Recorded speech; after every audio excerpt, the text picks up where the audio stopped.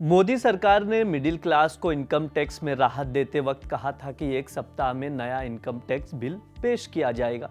ऐसे में यह संभावना जताई जा रही है कि वित्त मंत्री निर्मला सीतारमण इस सप्ताह लोकसभा में नया इनकम टैक्स बिल पेश कर सकती हैं। वैसे केंद्रीय मंत्रिमंडल ने शुक्रवार यानी 7 फरवरी 2025 को इस बिल को मंजूरी दे दी थी। यह विधेयक 6 दशक पुराने इनकम टैक्स कानून का स्थान लेगा। ऐसे में सवाल ये उठता है कि नए कानून में क्या क्या बदल जाएगा। क्या पुराने टैक्स रिजीम को पूरी तरह से खत्म कर दिया जाएगा? सभी सवालों के जवाब देंगे। नमस्ते, मेरा नाम ब्रिज द्विवेदी है। आप देख रहे हैं दैनिक जागरण का बिजनेस शो मेरा पैसा।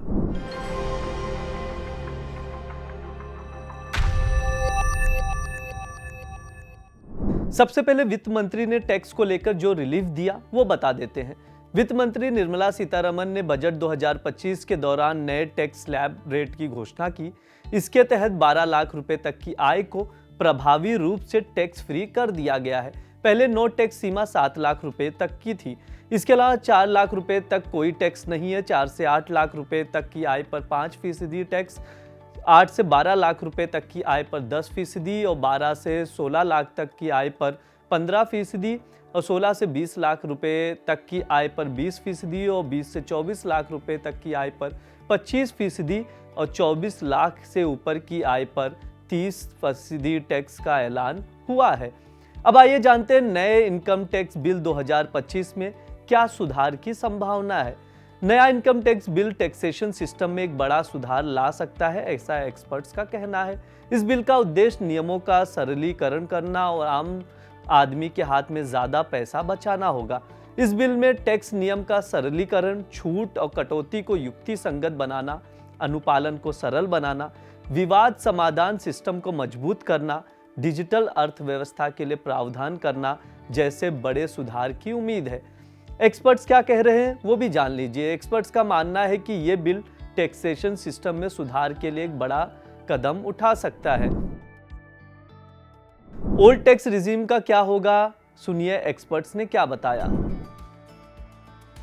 देखिए, उन्होंने डायरेक्टली और स्पेसिफिकली तो नहीं ये बोला कि हम ओल्ड टैक्स रिजीम को खत्म कर देंगे, लेकिन देखिए ब्रिज, मैं आपको यही बताना चाहूँगा, ओल्ड टैक्स रजीम, और आप इसका जवाब आप ही दे देंगे मुझे। ओल्ड टैक्स रजीम में 6 लाख तक का एग्जेम्पशन, न्यू टैक्स रजीम में 12 लाख तक exemption, standard deduction old tax रजीम में 50,000, न्यू टैक्स रजीम में 75,000 का एग्जेम्पशन। अब आप मुझे खुद बताइए, ओल्ड टैक्स रजीम के अंदर जो नंबर ऑफ स्लैब्स हैं वो कम है, न्यू टैक्स रजीम के अंदर नंबर ऑफ स्लैब ज़्यादा हैं, जिसके कारण इन्वेस्टर को कम टैक्स पे करना है। अब आप मुझे बताइए, एक इन्वेस्टर ओल्ड टैक्स रजीम के अंदर जाए क्योंकि उसको एटीसी का बेनिफिट्स अवेल करना है, या फिर उसको वो न्यू टैक्स रजीम के अंदर जाए जहां वो 12 लाख तक का अमाउंट उसको टैक्स एग्जेम्प्टेड होता है। सही बात है, क्योंकि सरकार का भी फोकस रहा है स्टार्टिंग से ही कि न्यू टैक्स रिजीम को ज़्यादा से ज़्यादा। एग्जैक्टली और अगर आज स्टैटिस्टिक देखा जाए तो 70% लोग ऑलरेडी न्यू टैक्स रजीम के अंदर माइग्रेट कर चुके हैं। और न्यू टैक्स रजीम में एक बार ये भी क्लॉज है कि एक बार आप न्यू टैक्स रजीम के अंदर मूव कर जाते हैं तो फिर आप ओल्ड टैक्स रजीम के अंदर नहीं जा सकते हैं। एक बार पुराना स्लैब, नया स्लैब। बिल्कुल। अगर हम बजट की बात करें तो इस बार निर्मला सीतारमण जी ने कोई ओल्ड रिजीम या न्यू रिजीम की बात नहीं करी, उन्होंने सिर्फ टैक्स स्लैब की बात की है। टैक्स स्लैब का मतलब कि उन्होंने ये बोला कि पहले 2.5 लाख रुपए तक टैक्स नहीं था, उसके बाद 3 लाख तक नहीं था, फिर 5 लाख तक कोई टैक्स नहीं था, फिर 7 लाख तक कोई टैक्स नहीं था। तो इसलिए पहला इंडिकेशन तो उन्होंने ये दिया कि शायद जो नया टैक्स बिल अगले हफ्ते फाइनेंस मिनिस्ट्री लाने जा रही है उसमें शायद ओल्ड रिजीम खत्म ही कर दिया। अच्छा, ओल्ड टैक्स रिजीम जो सिस्टम पूरा खत्म ही हो जाएगा, उसको खत्म ही कर दिया। ओके, ये उनका एक इंडिकेशन था। दूसरा, ये बजट हमारा मिडिल क्लास बजट है, इसको पूरी तरह से हम कह सकते हैं। As far as direct taxes are concern, आप ये मान के चलें कि इसमें 10 on 10 मार्क्स देने के लिए सरकार को, क्योंकि हम जब से भी, मैं काफी टाइम से बजट की कवरेज करता हूँ और उस बजट की कवरेज में कभी भी मिडिल क्लास को बहुत ज्यादा कुछ नहीं मिलता, लेकिन यहाँ भर भर के मिडिल क्लास को मिला है। तो मैं बताऊंगा कैसे। अगर हम बात करें तो पहले जो हमारे स्लैब थे, मैं पुराने रिजीम की कोई बात नहीं करूंगा, मैं सिर्फ न्यू रिजीम की बात करूंगा। तो न्यू रिजीम में जो पहले था वो 3 लाख तक कोई भी टैक्स नहीं था, और 3 से 7 लाख रुपए का दूसरा स्लैब था जिसपे 5% टैक्स था। ठीक है। 7 लाख से 10 लाख रुपए का स्लैब था जिसके अंदर 10% टैक्स था। फिर 10 से 12 लाख का था जिसके अंदर 15% था। फिर 12 से 15 लाख था इसके ऊपर की 20% का स्लैब था, 15 लाख से ऊपर 30% का टैक्स रेट था।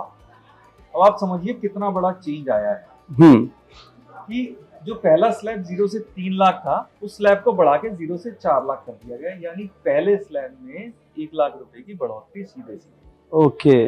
दूसरे स्लैब में 4 लाख रुपए से लेकर 8 लाख रुपए तक की अगर आपकी आमदनी है तो 5% टैक्स, जो कि पहले 7 लाख होता था, यहाँ भी 1 लाख उन्होंने बढ़ा दिया। ठीक है। उसके बाद 8 लाख से 12 लाख पे 10% का टैक्स रेट, जो कि पहले 7 से 10 लाख पे 10% का टैक्स था, यानी 2 लाख रुपए यहाँ भी बढ़ा दिए गए। उसके बाद 12 से 16 लाख रुपए 15% टैक्स, उस 15% टैक्स पहले 12 लाख रुपए तक था। उसके बाद 16 से 20 लाख रुपए 20%, 20 से 24 25% और 24 लाख से ऊपर 30%। ओके। यानी कि ये करीब 7 स्लैब टैक्स स्लैब लेके आए कि आपको डिफरेंट अगर आपकी इनकम है तो डिफरेंट आपके स्लैब्स हैं। अब समझने वाली बात ये है कि क्या 12 लाख पे टैक्स की छूट है, 12 लाख से ऊपर टैक्स लगेगा, या ये क्या गणित रहेगा, क्योंकि बहुत कंफ्यूजन है, बहुत ज्यादा कंफ्यूजन है। एग्जैक्टली। मान के चलें अगर आप नौकरी पेशा हैं तो 12 लाख रुपए प्लस 75,000 रुपए स्टैंडर्ड डिडक्शन पिछली बारी बढ़ा दी गई थी, बिल्कुल, वो दोनों मिला के आपकी इनकम बनती है 12,75,000 रुपए। तो आपके ऊपर एक भी टैक्स नहीं, 1 रुपया भी टैक्स नहीं बनेगा। क्यों नहीं बनेगा? क्योंकि 12,75,000 रुपए तक जितना टैक्स बनता है उतने की रिबेट अंडर सेक्शन 87A आपको मिल जाएगी। ठीक है। अब इसमें ट्विस्ट ये है कि अगर आपकी इनकम, अगर आप सैलरीड हैं, आपकी इनकम स्टैंडर्ड डिडक्शन मिला के 12,75,000 1 रुपए अगर हो गई, तो जो 12 लाख रुपए छूट की बात है वो खत्म हो जाएगी। अच्छा, 1 रुपया भी बढ़ गया, अगर 1 रुपया भी अगर बढ़ गया तो आपको पूरे 4 लाख रुपए से जो स्लैब चलता आ रहा है उस स्लैब पे आपको टैक्स देना पड़ेगा। ये बड़ी बात हो गई।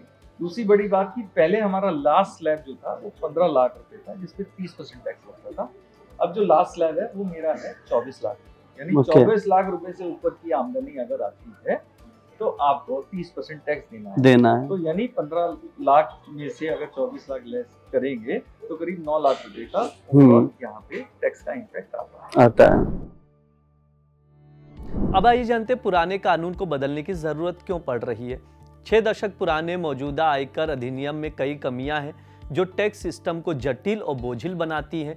नए विधेयक का उद्देश्य इन कमियों को दूर करना और टैक्स सिस्टम को आम आदमी के लिए अधिक कुशल और पारदर्शी बनाना है। विधेयक कब पेश किया जाएगा ये भी जान लीजिए। उम्मीद है कि वित्त मंत्री निर्मला सीतारमण इस सप्ताह लोकसभा में नया इनकम टैक्स बिल पेश करेंगी। हालांकि अभी तक इस पर कोई आधिकारिक जानकारी सरकार की ओर से नहीं दी गई है। विधेयक के पारित होने के बाद क्या कुछ होगा, क्या बदलेगा, वो बता देते हैं। एक बार जब विधेयक संसद के दोनों सदनों में पारित हो जाता है तो ये कानून बन जाएगा। नया कानून पुराने आयकर अधिनियम को रिप्लेस करेगा और भारत के टैक्स सिस्टम में महत्वपूर्ण बदलाव लाएगा। इस शो में इतना ही। देखते रहिए दैनिक जागरण। शुक्रिया।